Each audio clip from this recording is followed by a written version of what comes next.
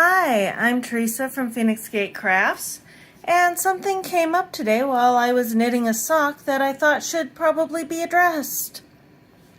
So this happens sometimes where you're knitting or crocheting and you find this little knot.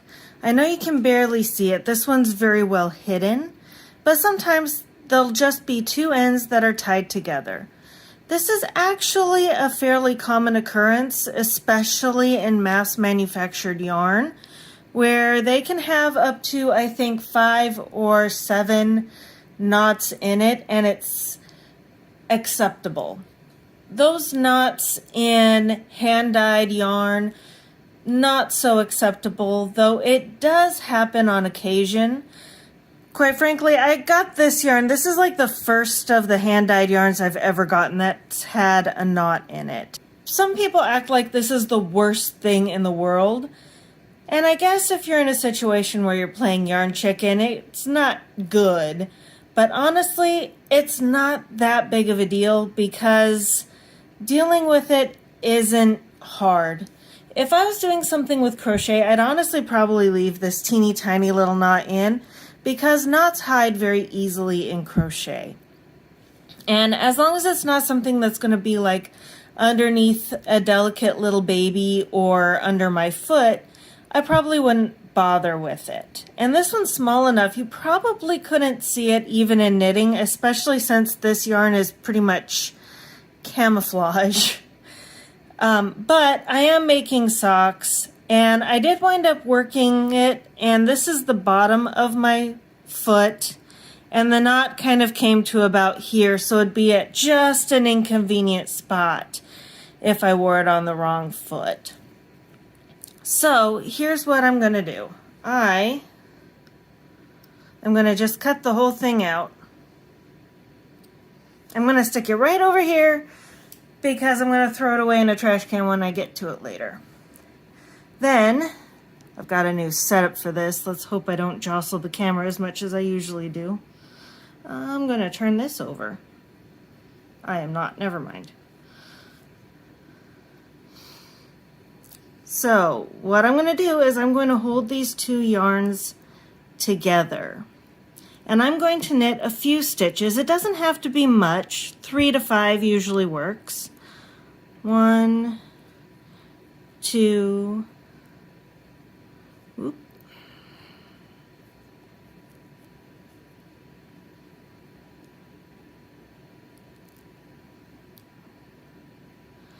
The hard part about this is dealing with the camera, actually. 3, I can drop it here, but more is better. 4, I don't think I can do another one. So here's what I'm going to do. I think Stephen West came up with this idea, but I'm going to say I came up with it first just because I didn't see his several years old video until afterwards. I take that tail that I just dropped, I twist it around my working yarn, and then I knit my stitch. I go into my next stitch, twist around, finish the stitch. Go in, twist around, finish the stitch.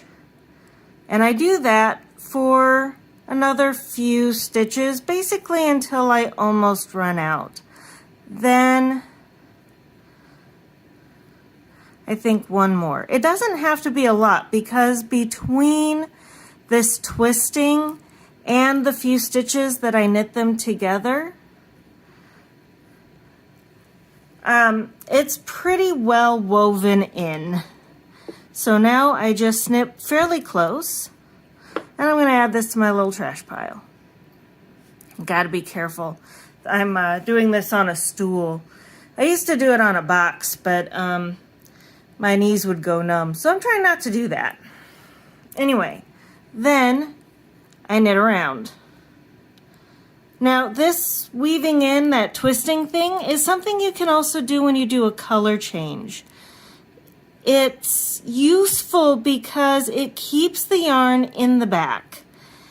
And that's really what you want. I mean, you can leave about 4, 5, 6 inches, and weave it in where you're doing basically a duplicate stitch on the back.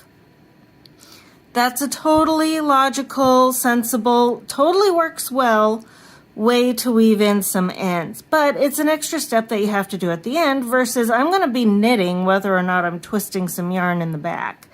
Now, it's not invisible when you do that. I'm going to let you know. So if you're doing something that's reversible and you don't want people to see that you've woven in ends, you're not going to want to do the twisty Stephen Westing thing at all. If you're in a situation where you do need something truly reversible, a proper weave-in is probably in order. But as this is socks, and honestly the twisting, you can't feel that. It does not feel like a line on the back of the, on the inside of the sock. It's just as squishy as the rest. There's nothing hard about it. All right, so I'm on my back half stitches. Oh my goodness, why is this so hard? Like, come on, it's just basics. Now I'm doing stockinette. Ta-da. All right.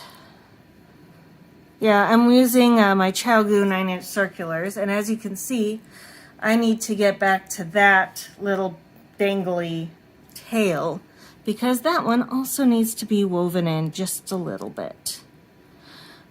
Now, technically, you don't have to do the twisting thing. I just never feel secure with only about 3 to 5 stitches or so of this. So I just like having a little bit extra so that if it kind of unweaves itself, it's okay.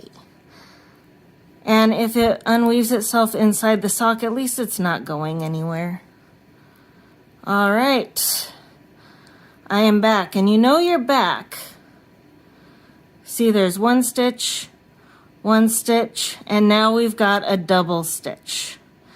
And we've got our tail. So we just do this one like normal, give it a little bit of a tug, and then we can do our twisting thing where we twist around the back.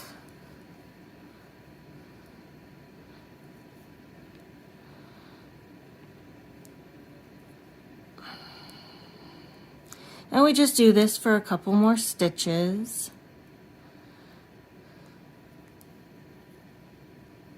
I think I forgot to do that again. Yep.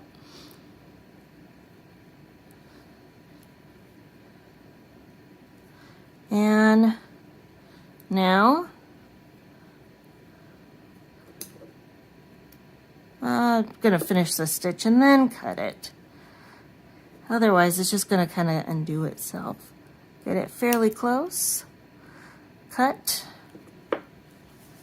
and voila! You can't see that anything was done. It looks perfect from the front.